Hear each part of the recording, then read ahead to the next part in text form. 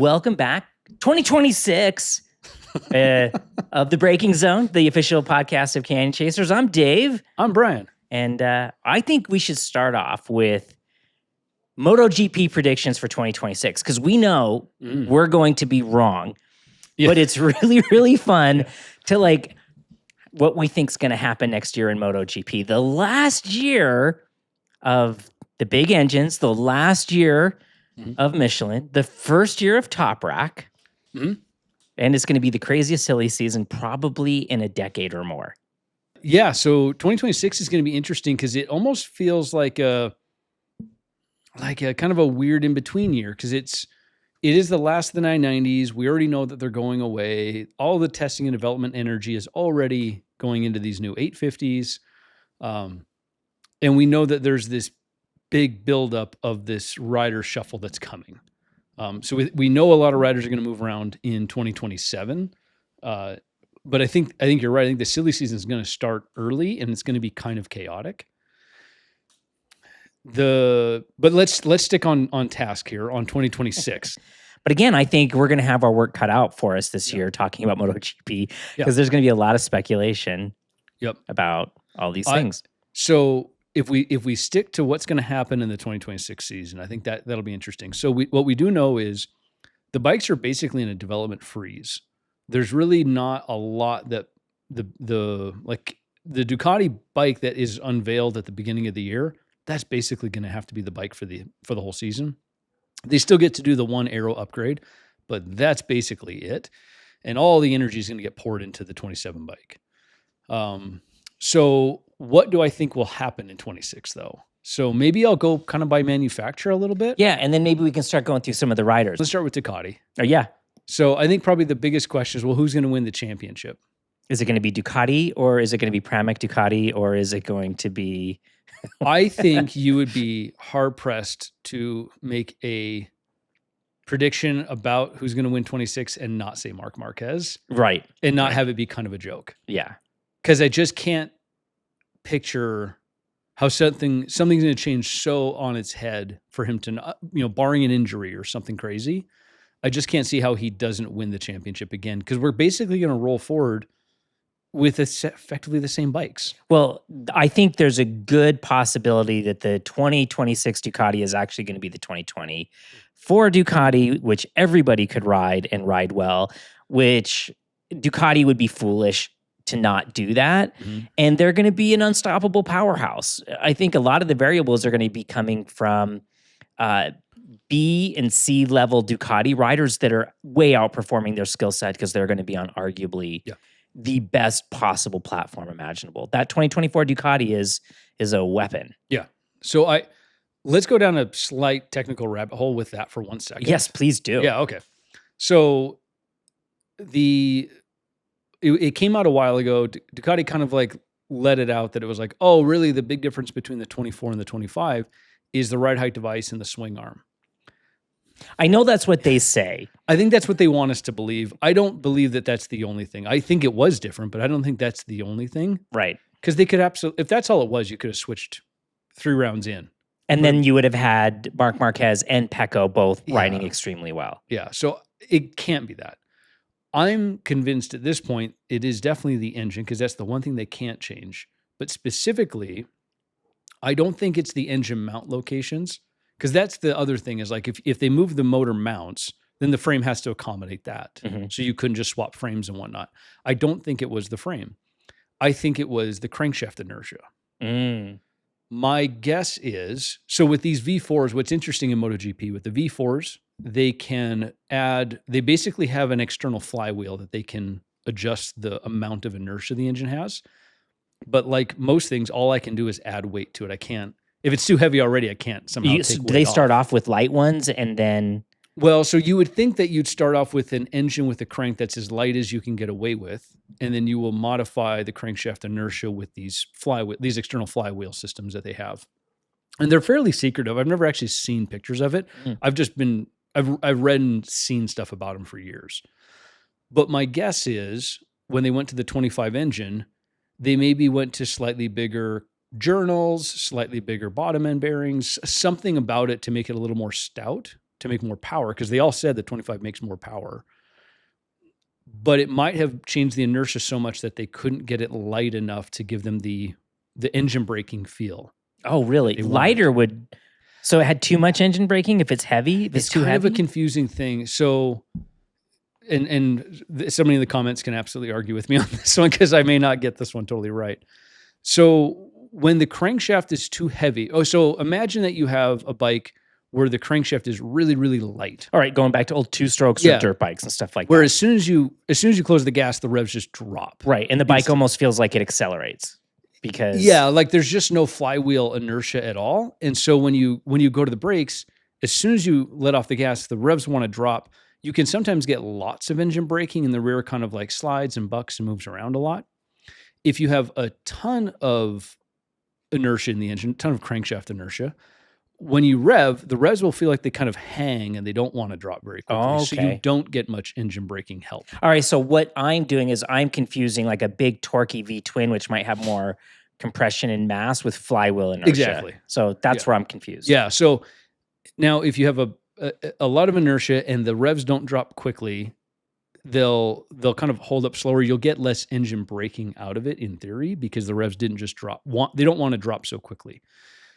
But it's this balancing act, because it's like if the inertia is too high, it won't want to drop. But if it's too low and it wants to drop really quickly, then they have to do a bunch of additional systems to try to keep the thing spinning and not just lock and slide. Gotcha. And so you're trying to like band-aid the issue with electronics and other things. Like one of the great examples of this was Peter Baum talked about this just recently. Back in 2009 in World Superbike, when Ben Spies came over, Peter Baum was the mechanic on the World Supersport team in Yamaha. Oh, wow. So he's very close. He was close to the whole thing. When they first came in with that cross-plane crankshaft R1 for Ben, they got the crankshaft inertia wrong. But when they came in order to help him on corner entry, they were having the butterflies open. So basically the throttle was opening 18%. 18%. On entry. That's a lot. To try to help him keep the rear wheel in line so he could actually brake and turn the bike. So that's kind of a tangential story, but it's really just they have to do a bunch of these Band-Aid electronic systems to try to keep the thing working correctly, like, slipper clutch, things like that, throttles, like all these things, if it wants to drop the revs too quickly. So my guess, though, is they went with too heavy of a crankshaft. It didn't want to drop the revs as quick as they wanted. And there's not a lot of systems you can do that mimic. Compensate that. So a lot of the problems we saw with Pecco, where he was overdriving corner entrances effectively, right? Because the bike wasn't slowing down the way he wanted it to. Yeah, okay, that makes sense. So, I think that's a very plausible argument. And where I think Marc Marquez can get away with it is, as good as he is on the front end, I would argue he's probably just as much of a genius with the rear brake. I think they've always talked about he uses a way bigger rear brake, a much more beefy caliper and all this stuff to deal with how much he uses it. My guess is he was like, don't worry about it, I'll handle it. Like, I'll use the rear brake to basically get... He's doing things that nobody else can do. Yeah. So anyway, that's my assumption of what happened between the 24 and the 25 engine or bike. We'll never be able to confirm this. Right. Maybe in 10 years, they'll finally come out and tell us, but they won't confirm it anytime soon. So to your point, I think the 26 GP, GP26, the Ducati, will look and feel a lot more like the GP24 engine in terms of inertia and engine braking, so everybody can get into a corner how they want to. Yeah, I think a lot of the traction that Aprilia and Honda made on Ducati wasn't necessarily that they got better, which they did, but I also think the Ducati got a little bit worse. And so it closed the gap. So, I mean, effectively, the rules that Dorna put out were working, right? They're making a more competitive series, which is fantastic. So with that in mind, my prediction was that Aprilia would be the one really pushing, they'd be the ones doggedly on the heels of Ducati. And you're making me question that prediction. Maybe they won't be. Maybe Ducati will just become even more powerful if they're able to correct it, or maybe they can't correct it. I mean, if you could give all of the 6 Ducati riders, so you got Marc Marquez, Alex Marquez, Bagnaia, Di Giannantonio, Aldergay, and Frankie. If you could give all of them an idealized version of a GP24, they're all talented, fast guys, as we've seen this year. Maybe not Frankie as much anymore. Frankie, but I think, is just over the horizon. Yeah. But I would say of the 6, Frankie's probably going to be the 6th one at the end of this 2026. I think Aldeguer is going to be really. I think he might be something pretty special. Yeah. Seeing what he's done so far. So I don't know. I think Ducati might be really competitive this year, this last year of these 990 engines. Or sorry, they're thousands. They're not 990s anymore. But I think Mark, I just think you'd be crazy to bet against him at this point.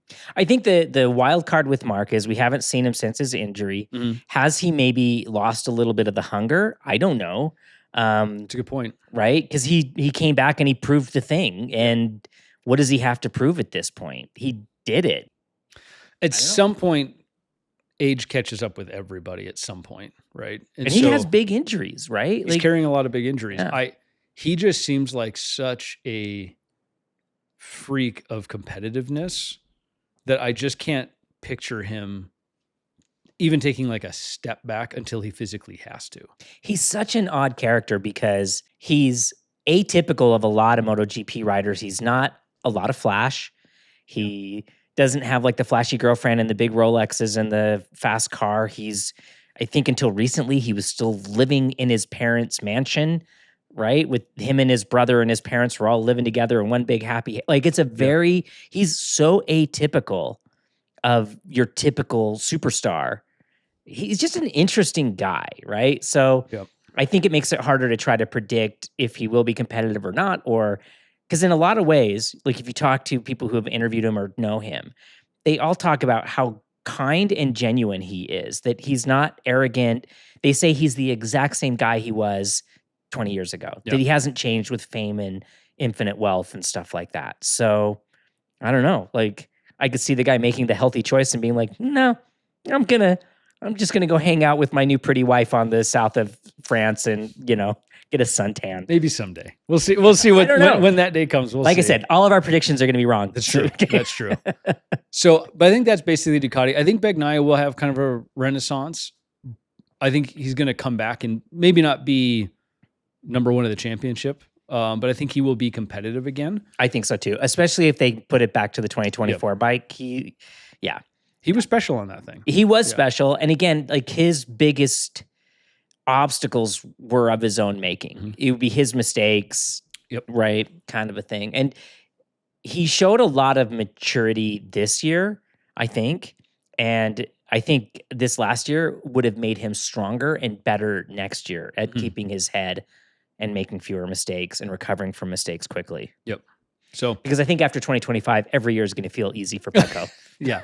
That was all of your worst years combined. Right. Yeah. So I think he'll do well. I don't think he's going to win the championship, but I think he'll at least be competitive.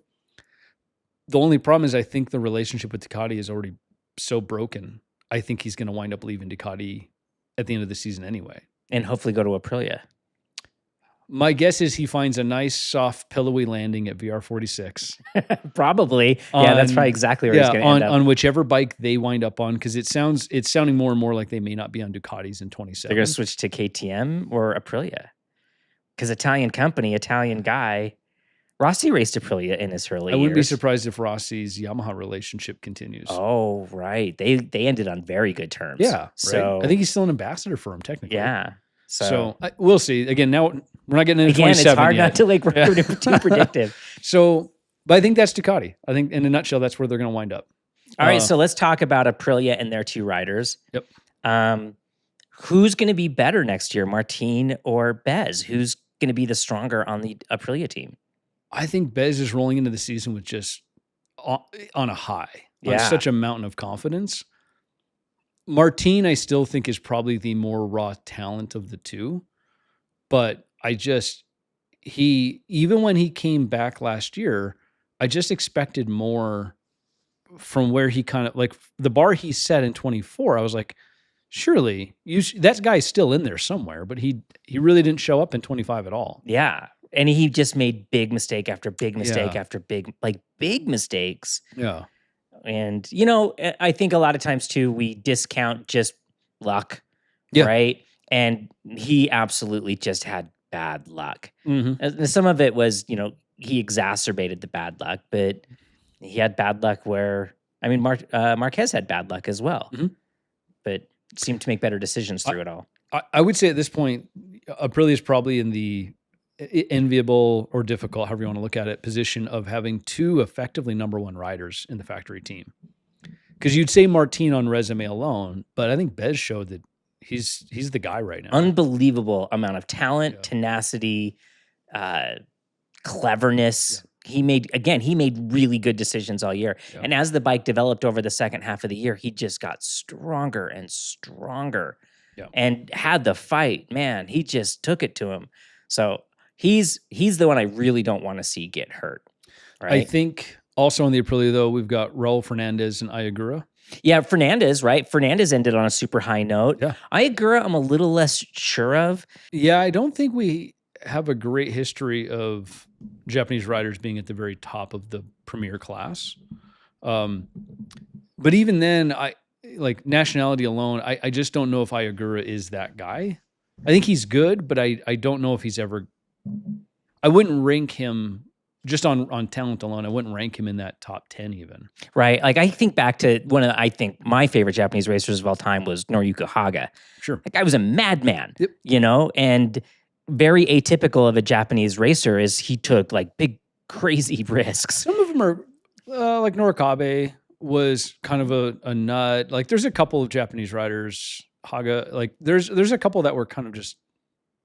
But I think like Taka Nakagami was, again, an unbelievably talented rider, but conservative. You're right. Very conservative. Yep. And he's like, to me, the typical Japanese racer where you look at the average Italian or the average Spaniard and they're nut jobs. I assume he'll be kind of like the bottom performing Aprilia rider next year.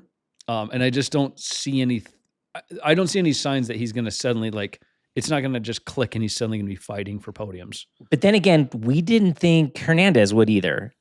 And yet, Raul, yeah, right. Raul did the same thing. Like I had kind of written him off. I was going to say I'd written him off. I didn't. And then all of a sudden, you're like, wow, way to go! We talked about it on the podcast a couple of weeks ago. The little rear wings right below the saddle, they were potentially going to get outlawed. Right. Well, they came back and the Dorna, the group that would approve these or not for safety's sake, said nope, they're allowed on a safety reasons. Oh, good, because it was a stupid reason. Like I thought it was. Well, but here's the interesting wrinkle. Oh, all right. So, guess who went to Dorna and said, "Hey, I think those should be outlawed because on safety grounds." I'm gonna guess it was Ducati. It was Ducati. Yeah, the group who was adamant about allowing aerodynamics into MotoGP, even though everybody else wanted them excluded. Ducati wanted aerodynamics. I don't believe for a second that Gigi or Ducati was like, hey, we think aero should be outlawed on safety grounds. Bullshit. Right. Not a chance. That's just the argument they knew they could win. I think, because this happens in Formula One all the time, I think they wanted Dorna to have to say, yes, those are legal.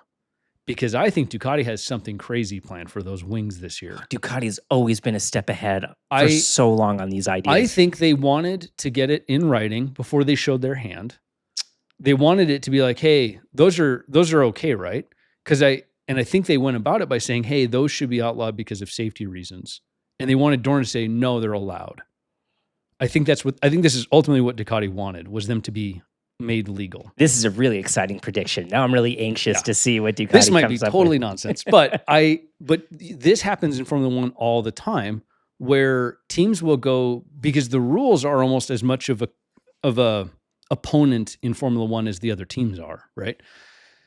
They'll go and they'll say, hey, here's a design that we think so and so is doing. Is that legal or not?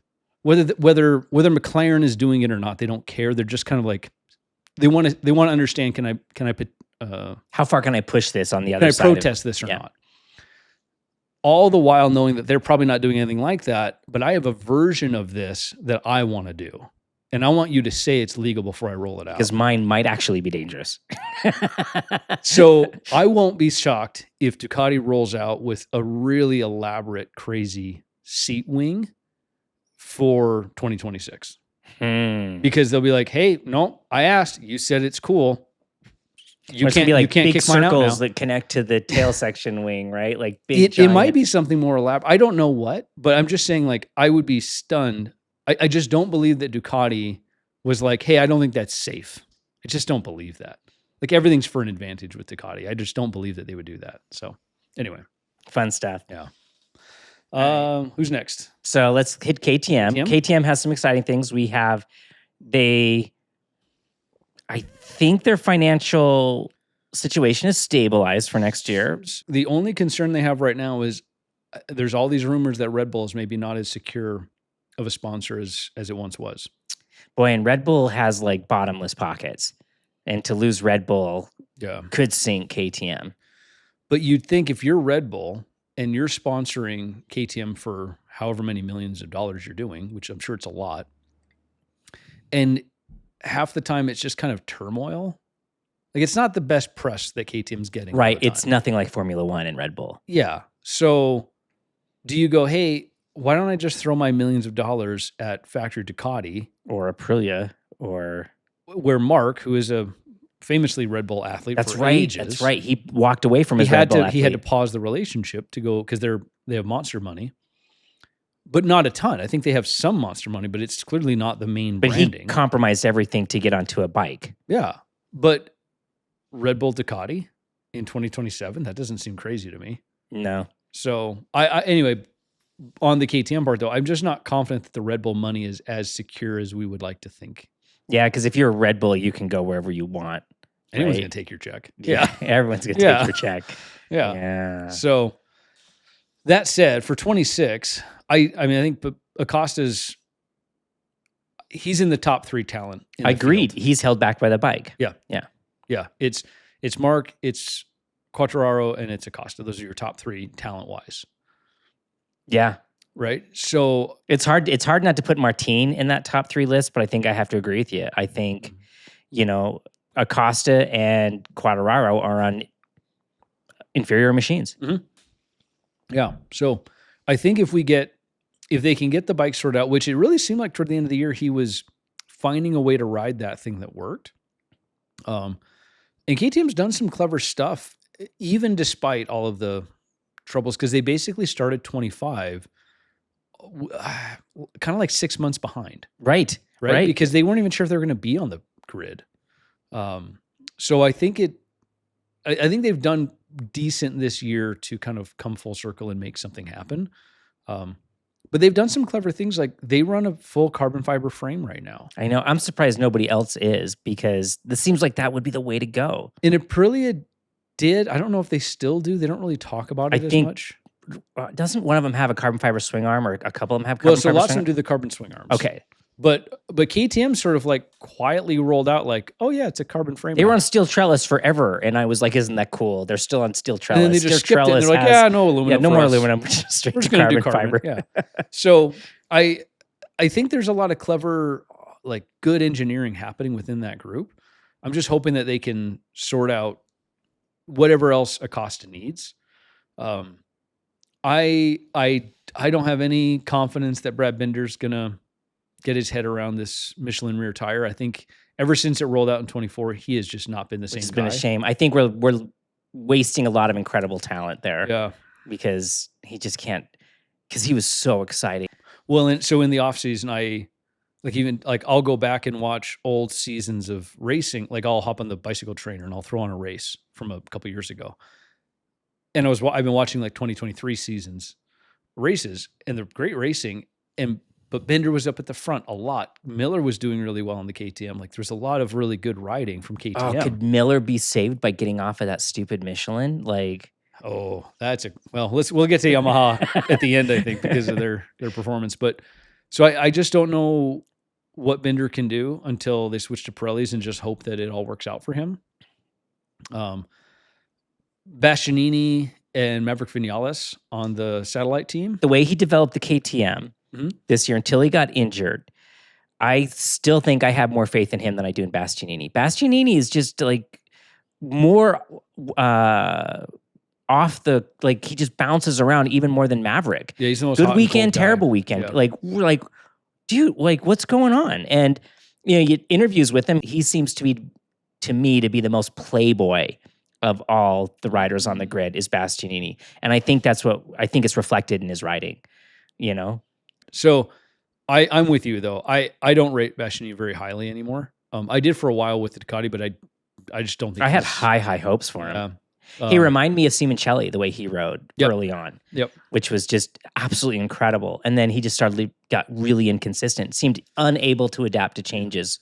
And a lot of these changes are pretty hard to adapt to, and he seemed to struggle more than most. Yeah. But Vinales, I will say, I think this is either going to be his, I said this earlier, but I think this will be his best season or maybe his last. I still think he would be the test rider to have. I think they should be fighting for him to be a test rider. Yep. Yeah. But I would agree with you though. I don't think he'll ever go to World Superbike. No. Vinales. I think he'll just retire and be a test rider. He's so good when he's in that safe environment. So good. So put him in an environment where he'll thrive, man. But we'll see if this training thing with Lorenzo this offseason, if that actually makes a positive. Yeah, I forgot about that. That's going to be interesting to see how that plays out. They've been pretty diligent about it. So I don't know. We'll see if it solves the riddle of Maverick Vinales or if it's just another little anecdote we'll forget about in a few Another years. weird thing, like the Batman mask. Yeah. Like, Yeah. okay. Yeah. I don't know what that was about, but Honda? my top choice for Honda has to be Rossi's little brother. Luca Marini. He really kind of impressed me this last year with a lot of the things that he was doing. And the interviews I've listened to with him, he's like an engineer who can race. He's unbelievably intelligent, and what he understands about the bike is remarkable. And how he explains it. Like, you have to understand something well to explain it, and he does elegantly all the time. So I think we've talked about this before. I questioned his move to Honda, and now I don't so much. It may have been a really wise choice. Yeah, now it looks really clever. Yeah. Yeah, of course. Yeah. Yeah, I think he's probably the better developer, better with feedback, like you're saying. I think Mir's the better racer. Yeah, but Mir has like again, talk about luck. He has none. That guy crashed in 2025. Oh shoot! You should look. Somebody should look the number up. I want to say it was like almost 40 times. Yeah, the luckless Mir. And again, he's super, super talented, but it was a lot of crashes. But like again, quoting Peter Baum, who I just love listening to that guy. He's like, you have to ask, is he crashing a lot because because he's just bad luck, or does he keep putting himself in situations where bad luck finds him? Right? Like like, why were you there? That was unlucky, but you shouldn't have been there. Yeah. Yeah. I mean, he did have a ton of solo crashes too, which are just him pushing too hard. And, those are, I think, more forgivable. Yeah. Because you're like, that's what you're there to do. Yeah. You're trying to find the limits. Yeah. Honda didn't hire you to not push too hard. Right. Right. Like they need that from you. So, but I think in 2026, my prediction for Honda is I think we're going to see them win a race in 2026. I sure hope so. They sure made good grounds at the end of the season. But again, I do wonder if all of that, was that just Ducati kind of falling behind a little bit, and it made everybody look closer than they actually are. For sure, that's part of it. But the leaps and bounds that Honda has made in 2025, I think think they're genuinely going to. I don't think they're going to win the championship. I don't think they're going to win a ton of races, but I won't be surprised if Mir or maybe even Luca Marini can steal a win. Now, I know Zarco got a win last year on the Honda in rain-soaked conditions in France. It was one of my favorite moments of 2025 is his win. And that's fantastic. I don't think anybody, not that there's asterisks in the book exactly. No, he won it, but he's aging out, right? And he's choosing to be on a non-factory team for reasons that made a lot of sense when he explained it. But I tend to agree with you. I don't think he's going to be the, I don't think he's going to be able to hold up to the factory team on Honda. Yeah. Yeah. So I think we'll see a win for the factory team in dry conditions, like a fair, no questions about it win. Diego Moreira, he is going to be the new rookie on Honda next to Zarco. I'm excited to see what he's going to do. He's an exciting rider. Yeah. He's. I told you I was going back and watching some old races. I watched him in Moto3 and Moto2, and it's like he's going to be a great addition to MotoGP. He's going to be exciting to watch. He might be a bit of a little bit of a wild card, kind of a nut in a lot of places, but I think he'll be exciting, and he's fast. So I'm excited for Honda. I think this will be a year where they suddenly come back or make a lot of ground back to where Honda should be with what they can do. That leaves us with Yamaha. Right. And if you can't talk about Yamaha without talking about Toprak. I think Toprak is going to bring a lot of fans over to MotoGP for good reason, right? Toprak can't deny any of his ability. We've again go back and listen to some past podcasts. Honda or Yamaha made some odd decisions at the end of the season that don't make any sense to me as a lifelong fan of this sport. So I don't know if Toprak is really in as good a position as he could potentially be based on some of these choices that Yamaha made. But I still think he's going to be part of the show, whether he's winning or not. He's going to get a lot of screen time because of his ability and his riding skill. He's going to be fun to watch. Yeah, I think he'll be extremely fun to watch. I think it is unfortunate that he is coming to MotoGP under, I don't know if I could describe worse conditions. Yeah, it's like the hardest possible scenario. He's playing on hard mode. It is uphill in the snow both ways. Like everything about with this. bald tires and one cylinder's not running. Easily the worst bike. Easily the manufacturer that's struggling the most, trying to completely reinvent themselves with the V4. And I think they're the worst tires we've seen in the sport in the modern era. And I say that probably the last 30 years. And I think especially for a guy with his specific set of skills. Yeah. Right? He is so good braking on the front end. Now, maybe I'm wrong. Again, these are 26 predictions, so we're going to get a lot of these wrong. Maybe I'm wrong, and he will show that, hey, that Michelin front with the right guy with the right feel can do magical things. I just don't see that happening because if Marquez can't run the front tire like that, we've not seen anybody else do it. We have a lot of talent in the field who did things on that Bridgestone, the Bridgestone front tire that were physics defying. Right. Yeah. Nobody else has done that. Yeah. And as much as I would like to see Toprak, I just don't think that it's just not there, and that tire's not capable of it. I love Toprak. He is so fun to watch on a motorcycle. He's so entertaining. Just even not in a race, just all on his own, he's entertaining. I agree. Yeah. I just wish he was coming to GP under different conditions than these ones. I'm so bummed about that part. Every prediction we made for Yamaha has been, or not prediction, or they're going to make this decision. They haven't made the decision we thought they would make. I want to think that Yamaha made the decision that just come, hang out in the paddock, get to learn how MotoGP works. We don't even care if you finish a single race. We just want you to learn the environment first. Yeah. But I don't think that's what Yamaha's doing because they haven't made tempered decisions like that so far. I don't think Yamaha has high expectations of performance for 26. I think their number one concern is they have to show enough progress to try to sign Quartararo for another contract. That's priority number one. Is we got to get him to sign on the dotted line for 2 more years, or we're set back even further. Yeah, they lose Quartararo, they're really 2 books back. I mean, in my opinion, I think they've already lost him. It's no different than Binder. Some really great talent is being, for lack of a better word, wasted on the Yamaha. Yep. And especially in this situation where Quartararo is not necessarily known as a good development rider. A couple quick last-minute predictions on MotoGP for 26. All right. I think 2026 is Frankie Morbidelli's last season. Agreed. In MotoGP. I am 50-50 whether it is Bastianini's last season. I'm almost certain it is, though. I would think it has to be. There's too much new talent coming up that's really exciting. I'd be surprised if Zarco continued. Zarco, I could see going to World Superbike. Yeah, I could totally see him go to World Superbike and crush it. Yeah. I'm quite certain Bagnaia is going to switch teams. Okay. I bet he winds up on VR46 Yamaha in 27. After.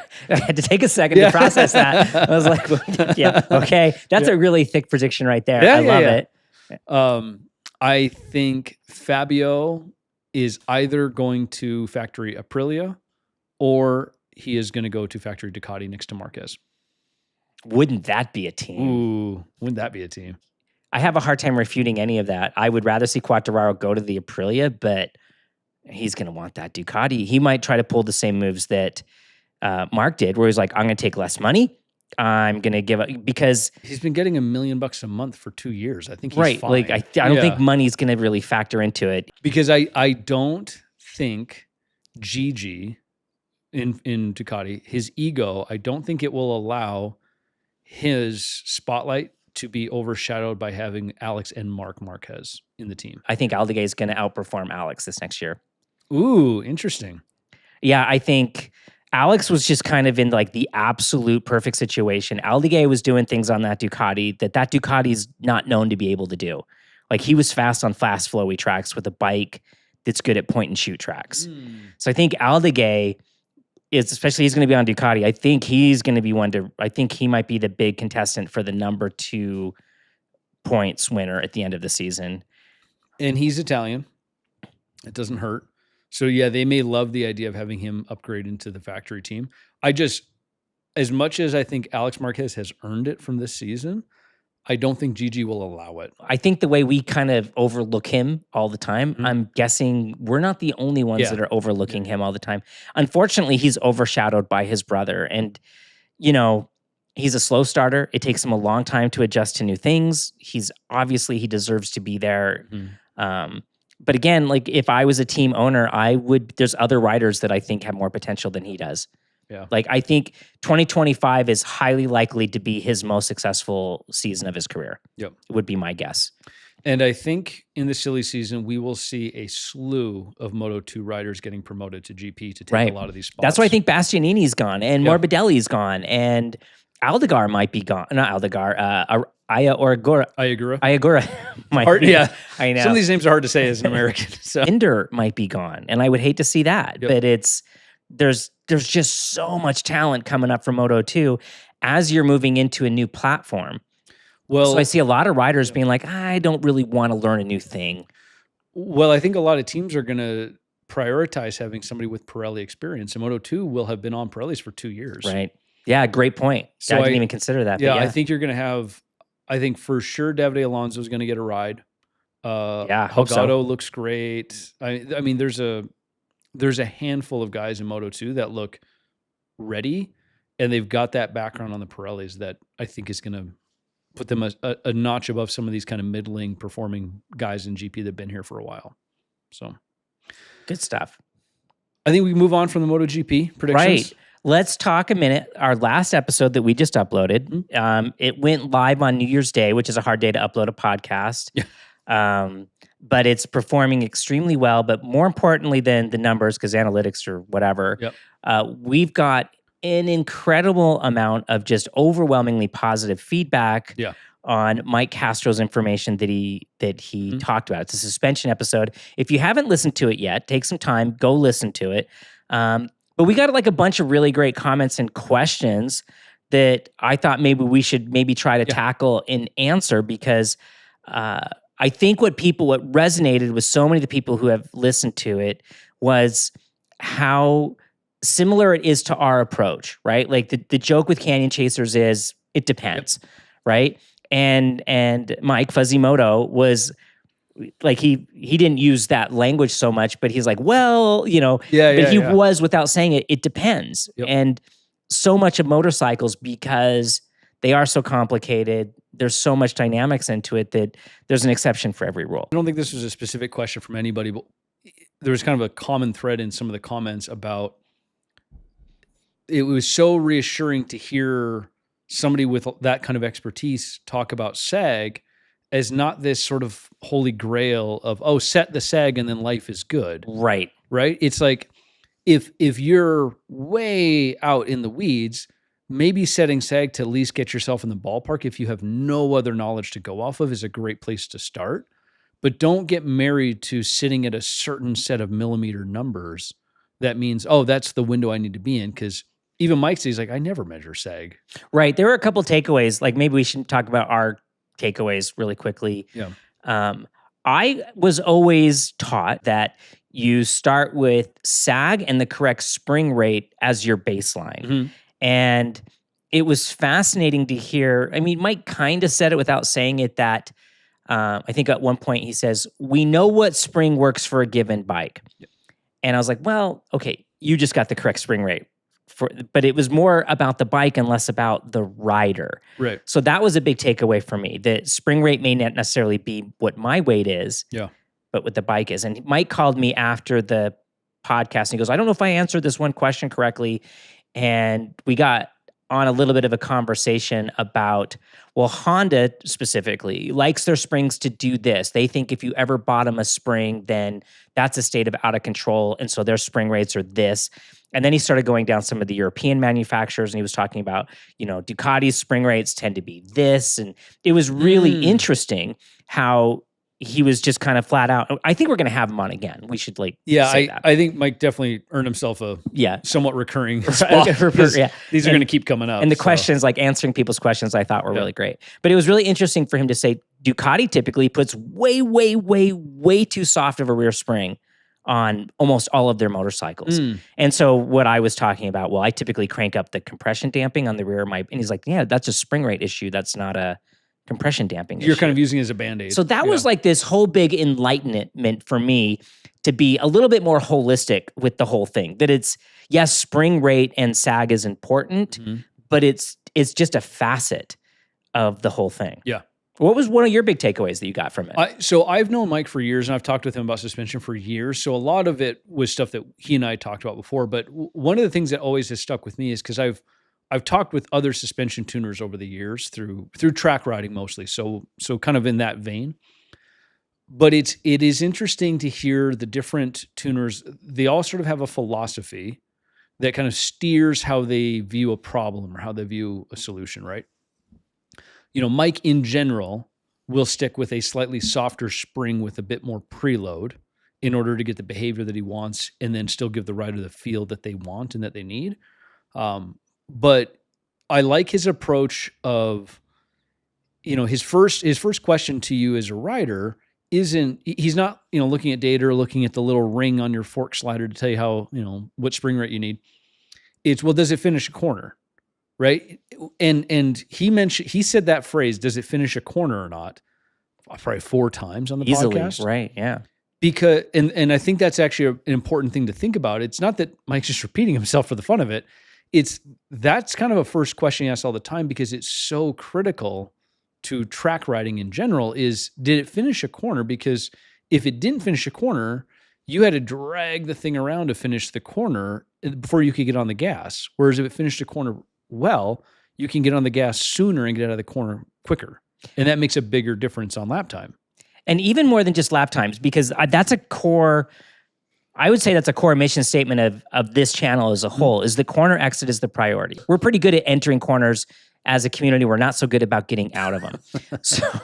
So like this whole approach of, how does the bike finish the corner? How do we exit the corner? And really prioritizing, which objectively, street ride or racing, getting out of the corner is the important part. Right. And so it really made a lot of sense because, I talk about, wait till you, can see your exit and take away lean angle before you get on the throttle. But if your rear shock is so soft that when you load the rear tire, it squats down on the back and the forks basically kick out and you take away all your trail, right? That makes it like a cruiser, makes it like a chopper kind of thing. It's going to want to go straight, right? And so it's going to start running wide and you have no load. It was such a really great way to think of things in a real complete way. Yep. Really good stuff. Yeah. So I think that's great. One of the other things too, really quick before we hit the questions, there is this thinking in the world of racing that stiffer is faster, right? That a stiff bike is a fast bike, right? That when you're going all these high speeds, you need all this. And it goes back to that experience we had with Yamaha Champ School where like everything was soft to zero. We turned decent laps with a completely plushed down bike. Right. So that was another really interesting thing. So we did get a couple questions. We got one from Mark Fellows. He comments all the time. He's another big fan of the channel. And he just starts off with, I think Mike will like to hear this. I absolutely adore this man. Because people are, and he just talked about how people are so pedantic. And he just liked Mike's whole approach. And then we got another question from, I think it's all blurred together, John Monsalva. And he had a really interesting question. He starts asking right off the bat, are these guys, when you're testing a motorcycle, are they setting suspension? Are they setting the stag? Like if I show up to test, I'm leaving in 2 weeks to go test a new bike from Honda. And the answer is no. Like I basically get on the motorcycle. They are all at a baseline setting at every press event I've been at. There's 1 or 2 technicians who are running around just making sure everything's okay. And they all set the bikes all to the same baseline. I'm getting on an unfamiliar motorcycle. I have to ride at a very high level of proficiency very quickly. And it's just easier if it's left alone. If I start monkeying with it, like, oh, can we change the preload or loosen this or whatever? It ultimately is going to affect how I understand that motorcycle, right? Because like, oh, well, now it's too soft or it's too stiff or whatever. Typically, with every bike I've done these with, the baseline suspension, and again, I'm probably the right size, is fine, perfectly adequate. The only time I've ever seen testers or reviewers actually go to the effort of adjusting and setting suspension would be when a magazine like Road Racing World, which will send out Chris Ulrich, who's an ex-Moto America rider, right? Right. Better rider than I am, I should say. Yeah, Chris is excellent. But they'll send out properly fast racers to go out, and they're trying to really give you the Road Racing World answer of which of the leader bikes or the middleweights or the whatever is the faster one. Because they'll even go like, we're all going to use the exact same tires, the same pressures, the same blah, blah, blah. And they are going to tune suspension per the track and per the rider because they're trying to find out which one is the literal fastest. Right. But outside of that very, very specific scenario, I don't think it makes a difference to be able to tell someone, hey, I think this Transalp does a pretty good job as a commuter and an off-road, Right. Yeah, my observations can typically be, and just go back to some of the bikes I tested last year, whether it's undersprung or oversprung or underdamped or overdamped. Yeah. And these are really, and when I'm talking about that, if it's undersprung, my impression is the springs are just a little too soft.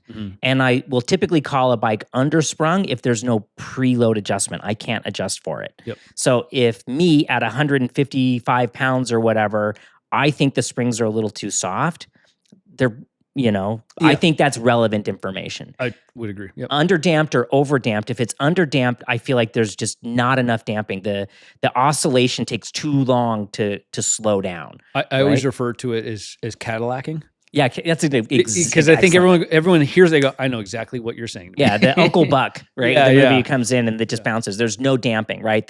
Damping is just controlling the amplitude of an oscillation, right? That's all it is. So if it's underdamped, I think it's just a little reactive. And if it's overdamped, it's just moving a little too slow. And typically, again, I'll really only bring this up if there's no setting, right? So we'll use the Honda Dax for an example because that's a $4,000 mini bike. It has no suspension settings. Preload, right? Yeah, no preload, not even on the rear shock. No preload, nothing. It is what it is. No adjusting. And it's completely undersprung and underdamped. Or is it? Right? Because pretty playful. It's playful, right? And it's easier to ride a soft bike than it is to ride a stiff bike. So again, I thought that was a really, really excellent question. For the most part, no. Testers are not touching the bikes. They're riding them as they come out. Here's a really great question. I hope you can answer this one. Greg Davis, how do you take away rear mechanical grip? And maybe we should explain what mechanical grip is really quick. So we're on the same sheet of paper. Yeah. Okay. So I think this question is coming because Mike actually mentioned this, not in passing, but he didn't go down a rabbit hole with this. This is an absolute rabbit hole. Like this may be a topic we bring up with Mike on the next time we have him on. Yeah, because mechanical grip is a huge part of what we deal with. This could be a 30-minute segment, frankly. Like you can go way down the rabbit hole on this. So I'll try to talk briefly about this. I think it is generally assumed that more mechanical grip is better almost always. And in a lot of scenarios, yes, we are trying to maximize mechanical grip. Mechanical grip just means the loads that you can put into the tire, the way that you can load the tire, are you doing it in such a way that you are maximizing the amount of grip coming from the tire, right? It's almost like take out the idea of, is it a really grippy compound? Is it a really grippy surface? Is it like, take that out for a second and just think about what are we doing with the bike in terms of load transfer and things like that, that actually would create more grip. Because remember, grip isn't just the friction between the rubber and the tire and the ground. It's how much load can I put into it. Right. And the load creates what's called keying, where the tire's actually deforming into, and they're actually locking together. Mushing into the little deviations in the asphalt. Yeah. So when we talk about mechanical grip, that's more what we're referring to, is how much load am I able to get into the tire in the right way. Oftentimes when we talk about mechanical grip or sort of tuning mechanical grip, modifying it, it's very rarely on the, well, you can do it on the front end too, but let's talk about the rear specifically. That's usually where it comes up. It's normally where we're talking about. So you would say, oh, well, why wouldn't you always want the most amount of grip you can get possible out of the rear? That would make sense. And to a point, that's true. You do want as much grip on the rear as you can when you're driving and accelerating. The problem is, if you run the swing arm position in a certain place, or the angle of the swing arm pivot, or the angle of the swing arm in a certain way to maximize mechanical grip, which is sort of like the squatting and loading of the weight into the rear tire, you may get so much that the bike actually doesn't want to turn. Because a lot of times, especially in track riding, but street riding too, a lot of times you're turning, whether you think about it or mean it or not, is coming from the rear tire slipping slightly. Right. Slip angle is a big part of how I did a whole video on like how two-wheel bikes turn. Yeah. This is such a complicated issue. I didn't even touch it in the video. Yeah. Because slip angle on a curved tire, it's like, on a motorcycle that leans, like there's so many factors to this. But if you have a rear tire that is, imagine for a second that the tire is Velcro to the ground, right? It is absolutely not sliding in the least. Any bit of turning that it can do through a corner requires the whole machine to literally turn through the corner.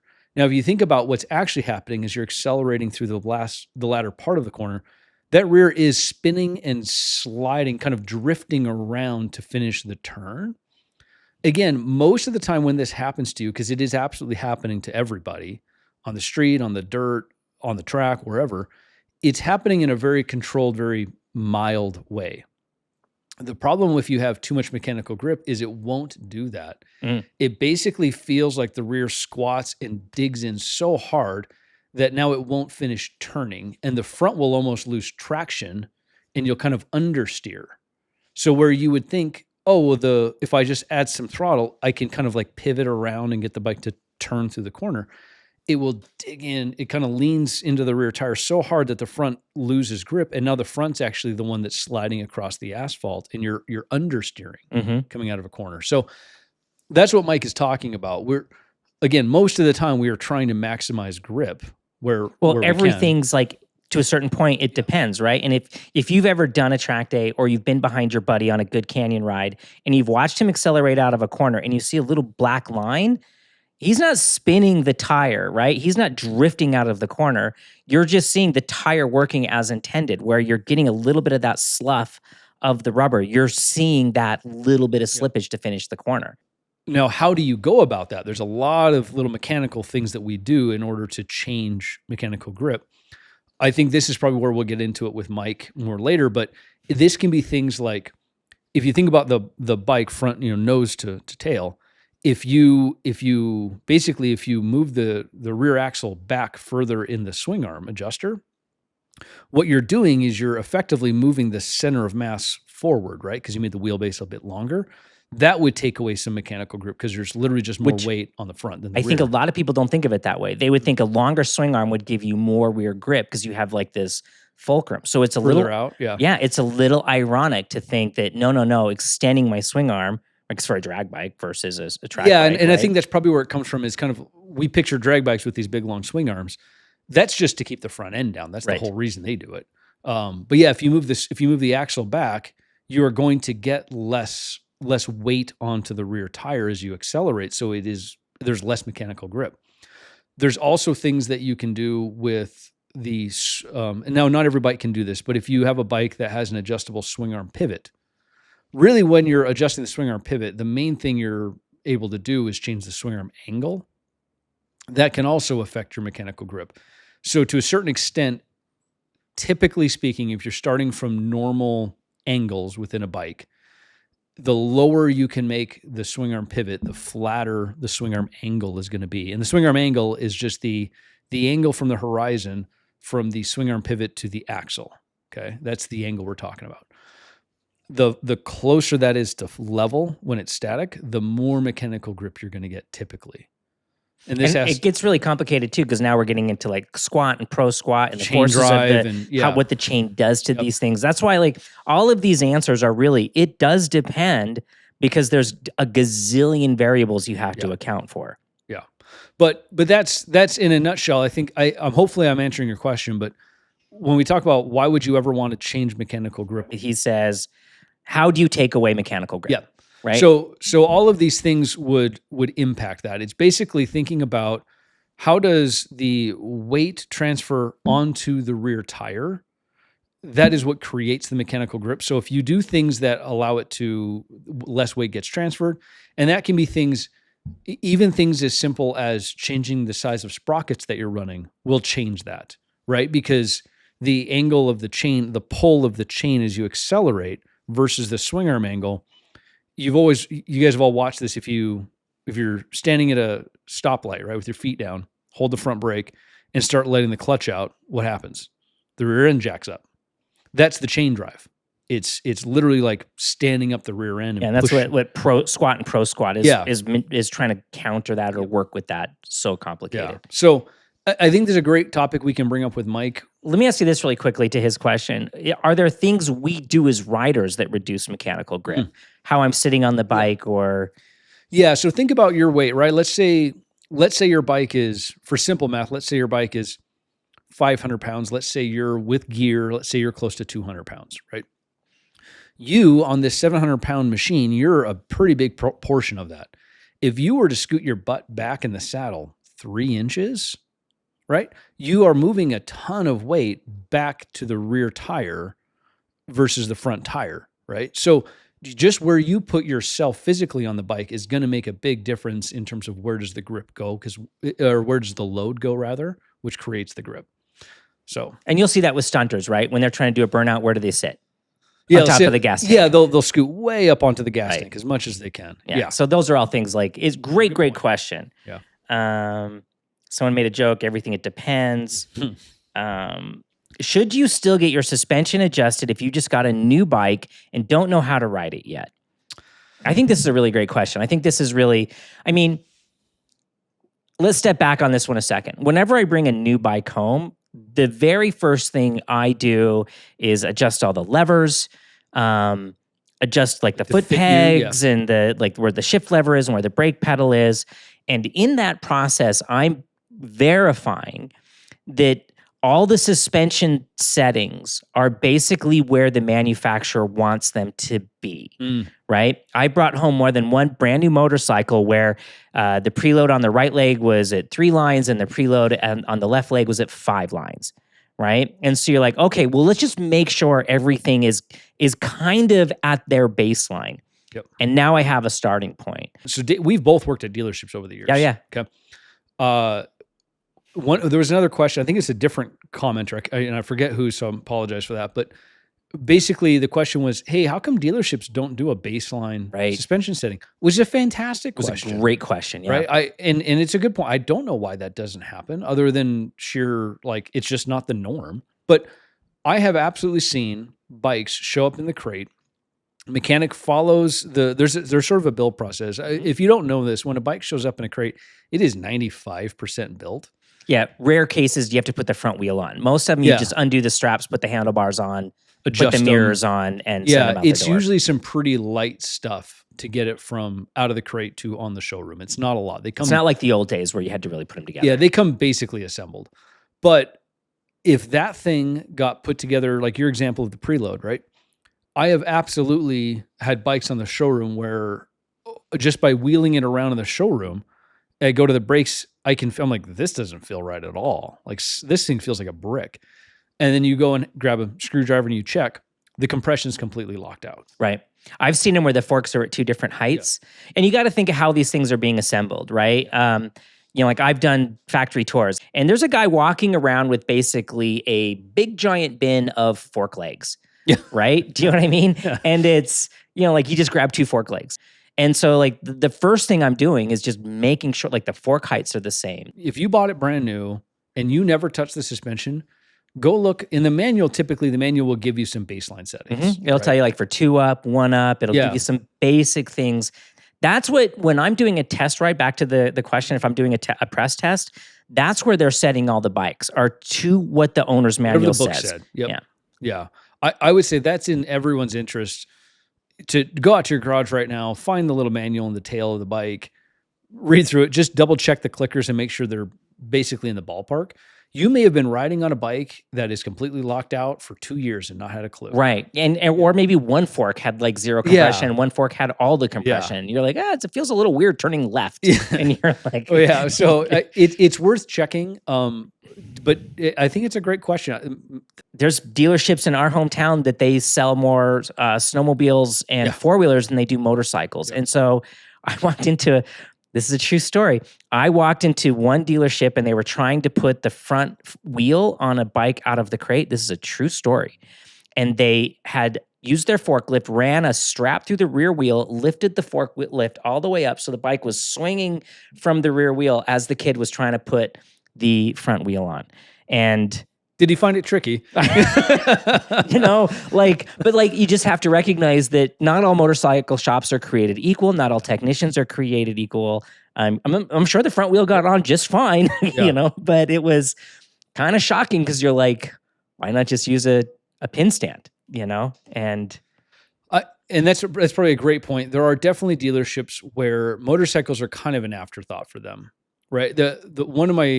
One of the ones that used to drive me nuts, Aprilia with Piaggio Group with the scooters. If you wanted to go be an Aprilia dealership because you were like, hey, we are the local Ducati shop and we think we could sell the heck out of some RSV4s.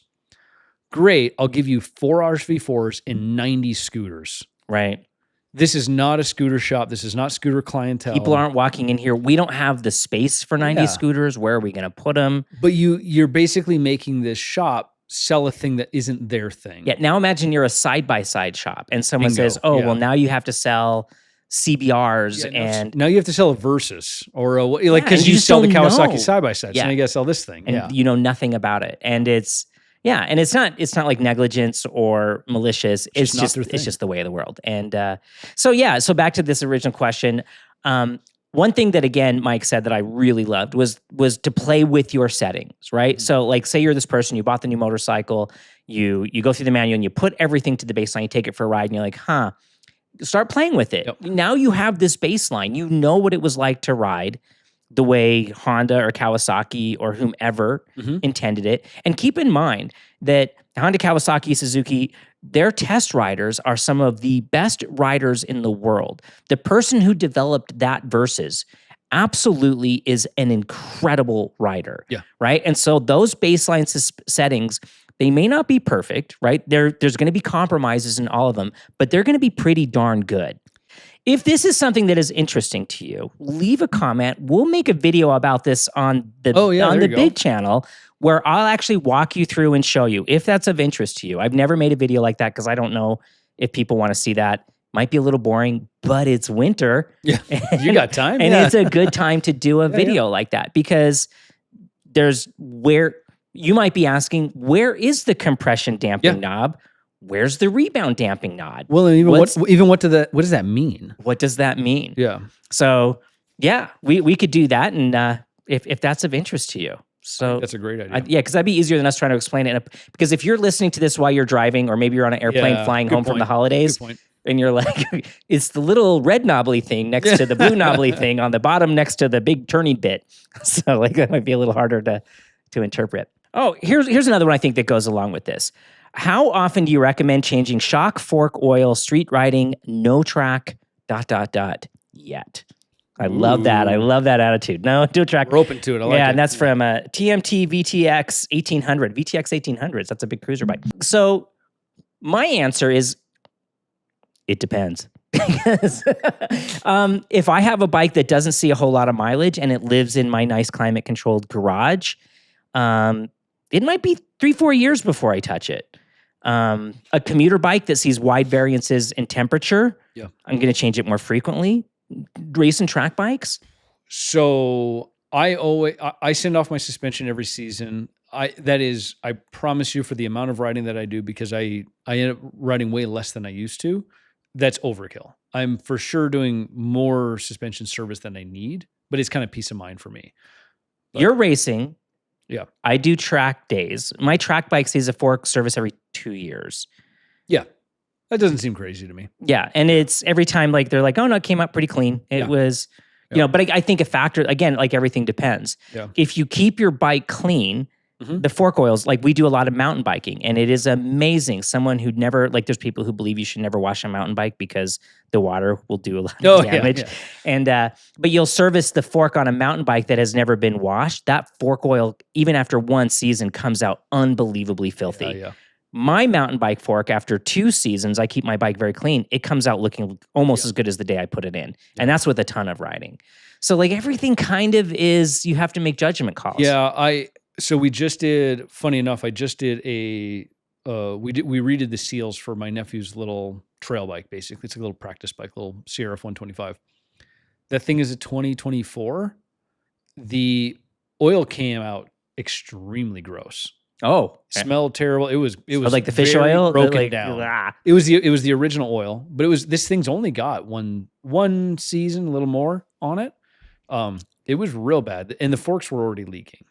So but it gets ridden a ton, and it's a dirt bike, so it gets a lot more just debris in general on it. So yeah, I mean, yeah, I'm sure that's an annoying answer, but it does depend. It does depend. We got another question too, is like, I should service my forks. Should I change my fork seals at the same time? Oh, I would never put used fork seals back on. Right. That's kind of yeah. If your suspension guy is putting back the fork with the same fork seals, find a new suspension guy. Yeah, put new seals on. Yeah. The cost of doing a fork service dwarfs the labor of it, dwarfs the cost of the seals. Right. Just get seals. I keep forgetting. There is a brand of fork seal, not affiliated, that SKF. SKF. Yeah. I'll put a link to them because they're the little green ones. Typically. They're green. I'm not sponsored by this company. Yeah, I've run SKF for years. Yeah, if you're watching SKF, I will put your sticker on the side of my bike. They make such a good product, they probably don't have to sponsor. Yeah, they're probably like, nobody gets sponsored by them. But they're green fork seals. They last forever. I had my last Multistrada. I was going through fork seals twice a season. Yep. They wouldn't even make it a whole season. I put SKF seals in it. It made it 3 years. They're very high quality. Yeah. And they weren't even leaking at the end of 3 years. I just went and got the fork And there service. are other brands that make good stuff too. SKF has just been bulletproof. Just the one I know of. Yeah, it's the one I know the name of. So, but I think to the point of the fork service, I would definitely follow at least the manufacturer's guidelines. Your your manual is going to have some sort of guidelines for how often this stuff should be serviced. At least follow that, if not more. Yeah, and I think to follow on with that, you know how you're riding. You know the conditions you're riding in. You know how much you love your motorcycle. So, like, make informed decisions, right? Like think about it and think like it's oil. It breaks down just like anything else. A really dear friend of mine, he's really on top of his maintenance with everything that he owns. And when I mentioned fork service to him, he's like, I've never serviced a fork on any motorcycle I've owned. I thought it was like car suspension. Oh, yeah. And it's not. No. And again, like the forks are on the leading edge of the motorcycle. They're getting exposed to wild temperature variations, the dirt. I would say that one of the tough things about suspension is because it does break down into the quality of the suspension breaks down slowly over time. It's not like one day suddenly it's just garbage. Yeah. It's kind of boiling the frog. You don't notice it's gotten so bad. And then when you get it resurfaced, you're like, feels like a brand new front end. But anyway, even if you're like, I don't know, it feels fine. I don't know if that's always the best barometer. Keep up the comments, guys. We have loved them. We're getting amazing feedback. It's the new year, and I just kind of would like to say thank you. This channel grew far quickly than we thought it would. The feedback has been amazing. Yeah. We're having a lot of fun. I hope you guys are too. I mean, for sure, what we make here, the content here, this is not for everybody, right? We occasionally get folks that are like, "Oh, I can't believe these two old men and talking about cleaning their bikes with Q-tips and blah blah." blah. And it's like, we did get the Q-tip. We got the Q-tip guy, and I was So like, you're getting passed by a Why are you- 23-year-old on an old Gixxer, and you're like, yeah. Well, like all he'll I be a could- grumpy old man someday too, I hope. all I could think of the comment was like, "Why are you here? This isn't for you." But anyway, for those of you that are enjoying this, we're having a ton of fun with you too. Yeah. We did 2026 predictions. I'd love to hear your 2026 predictions. Yes, please do. So We were going to talk about predictions for the industry, and we got so distracted with MotoGP we didn't. So Yeah. let us know what your predictions are for the future. Where is the motorcycle industry going in 2026? What crazy new technology do you think is coming? I'd Yeah. like to hear that. Awesome. Thanks, guys. All right, guys. We'll see you next week.